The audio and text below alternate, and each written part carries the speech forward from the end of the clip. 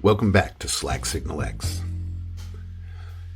In the last 9 years, I've lost 11 friends, all but one to drugs and suicide.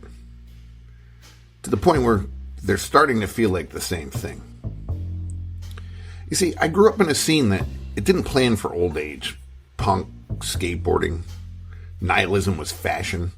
We weren't building a future. We were killing time and trying to feel something in a world that was going numb. Here's the part that really messes me up. My kid already knows more dead people than my parents ever did. That's not normal. That's not just life happens. That's a problem. But before I complain more about life, please like, subscribe, and don't be a poser. When you're inside it, you don't see it as a pattern. You just see faces, stories, inside jokes, basements, parking lots, skate spots, punk shows, and hope pretending to be anger. We told ourselves we were different, smarter, too aware to buy into the normal script. You know, jobs, marriages, suburbia, minivans. We laughed at that life. We called it selling out. What we didn't realize was we were selling ourselves short. Back then, dying young wasn't scary. It was poetic. It meant you burned bright, and you didn't get boring. You didn't turn into your parents or rot in an office cubicle counting the days. In retrospect, we sort of like worship the dead. Musicians, artists, skaters, anyone who went out messy, loud, and tragic. We didn't mourn them. We martyrized them. We put their faces on shirts, quoted them like prophets, used their deaths as proof that life was meaningless, so why not go hard? Nobody said it out loud, but it was in the air. Living fast and dying young makes a cool story, sort of a legacy. We didn't know we were writing our own obituaries. When you're a kid, you think you're invincible. When you're a punk kid, you think you're disposable. Your life is already written off by society, so you might as well beat them to it. Self-destruction felt like control.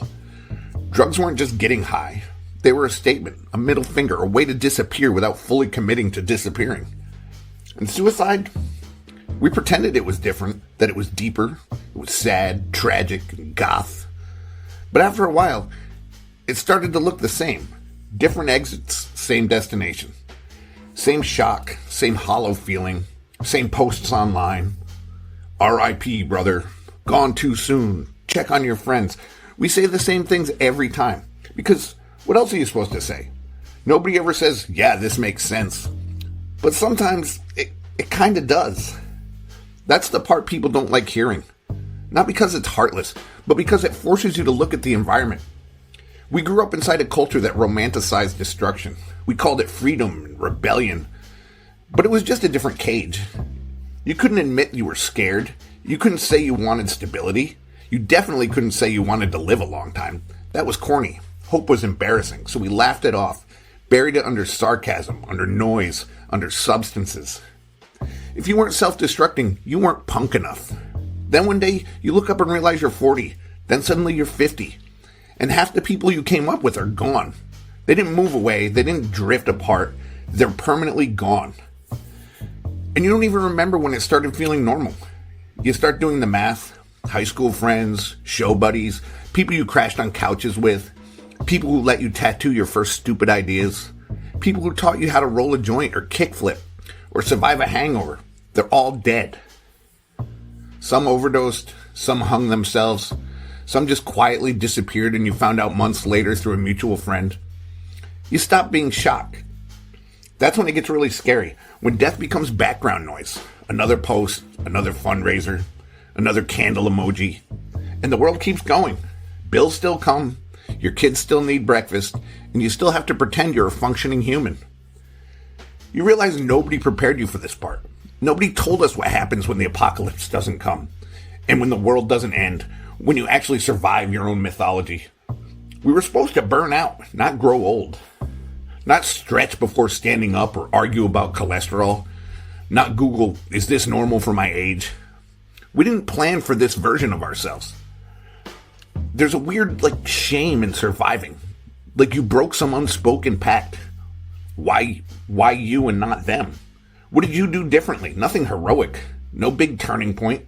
Just luck, timing. maybe having a kid, maybe fear, maybe you just got tired. Survivor's guilt doesn't come with fireworks. It's quiet. It shows up when you're alone, when you hear a song, when you drive past a place you used to hang out, and you think, they should be here. And then the worst thought comes. Why am I the one still here?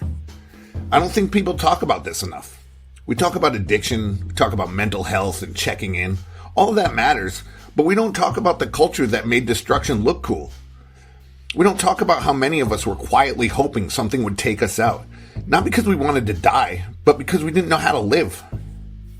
We never learned how to build something. We only learned how to tear things down. Systems, authority, ourselves. Being a nihilist feels smart when you're young. Like you've cracked the code, nothing matters, so why stress? But nothing mattering is a heavy burden to carry. Eventually it crushes you.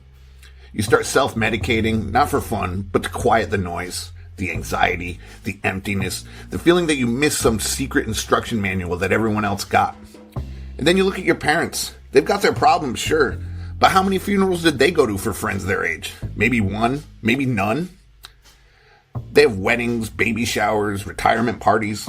Our generation, we have memorial tattoos, benefit shows, celebrations of life, and t-shirts with dates on them. We normalize loss. We built identity around it. All My Friends Are Dead became a theme song and a strange badge of honor. But it's not edgy when it's your reality. It's just sad. And don't get me wrong. I'm not blaming punk or skateboarding or art. These things saved me in more ways than I can even list. But the mindset we wrapped around them, that's what did the damage. The idea that caring was weak, that wanting more was selling out, that destruction was authenticity, that shit killed us. Slowly, quietly, in one bad night at a time. Sometimes I think about my kid, about the stories she'll tell. I don't want her childhood soundtrack to be memorials. I don't want her to think it's normal to lose half your people by 40. That's not wisdom. It's not romantic. That's trauma. And that's the real difference. Our parents' generation was taught to build. We were taught to cope, using humor, substances, irony, sarcasm. We're great at coping. We suck at planning. We never listened when they sat us down and said, hey, you might live. You might actually make it. What are you going to do then? So here we are. Middle-aged punks, skaters, tattooists, and artists, turned whatever the fuck we are now. We're all trying to find our own way. In therapy, meditating, getting sober, smoking weed, taking meds. We're just trying to be present. Trying to make something out of the wreckage. You don't get a parade for surviving, just more days. And I guess that's okay. Living isn't always legendary. Many times it's boring and quiet. Let's try showing up, paying attention, and being there. For our kids, our partners, and for ourselves. Maybe the rebellion now is just staying alive, not in a dramatic way. Just trying to find some balance. Create something. Breathe, walk. Call people back and admit you're not okay. We spent our youth pretending we didn't care. Now we're old enough to admit that we do. It's not selling out. It's called growth. So I still miss all of them. So many should still be here. But their numbers were pulled instead of mine. And I'll always carry them with me. But I'm done pretending their deaths were cool. They weren't legends. They were people. And they deserve better. We all do. So if you're listening to this, and most of your friends are dead too, I feel you. But like it or not, we're still here. And that's not an accident. Maybe you don't know why yet. That's okay, none of us really do. We're just late to the party. But at least now we're trying to figure it out. Thanks again. This has been Slack Signal X.